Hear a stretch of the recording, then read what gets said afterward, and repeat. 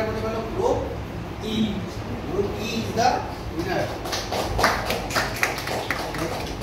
তুমি লিখতে পারো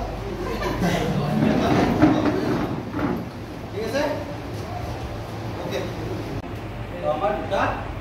প্রায় হবে ঠিক আছে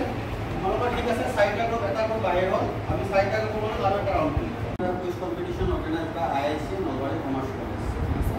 তোমালোকৰ আইআইসিৰ পৰা হেৰি আমি এটা কুইজ পাৰ্টিচিপেট কৰিছোঁ ঠিক আছে তাৰে পৰা আজি ফলো আপ কৰিব পাৰিম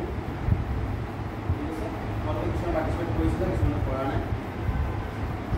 আজি যিখিনি কৰা নাই সেই কাৰণে ইকনমি যোনে কৰিছে সেইকাৰণে ফলো আপ কৰিম ঠিক আছে তো ইয়াৰে ৰুলছ এণ্ড ৰেগুলেশ্যনছখিনি বুজাই দিছোঁ তোমালোকৰ গ্ৰুপ পাঁচটা আছে পাঁচটা গ্ৰুপ তোমালোকৰ পাঁচটা কুৱেশ্যন দিব ডিৰেক্ট কুৱেশ্যন তাৰ আণ্ডাৰত কুইজ হ'ব A B C D E ঠিক আছে পাঁচটা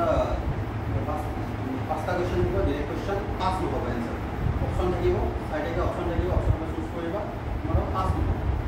দুটা কুৱেশ্যন নোৱাৰিলে দুটা কুৱেশ্যনটো মিলি দিব তোমালোকৰ পাঁচ ঠিক আছে বুজি পাইছা ৰুলছ এণ্ড ৰেগুলেশ্যনছ ঠিক আছে ডাইৰেক্ট কুৱেশ্যন এটা কুৱেশ্যন 10 মাৰ্কছ দিব আৰু যদিহে আমাৰ কোনোবা টাইপ হয় তোমালোকৰ কোনোবা টাইপ হয় তেতিয়াহ'লে আমি আৰু 5 ৰাউণ্ড এটা পাতি দিম এইকেইটা ঠিক আছে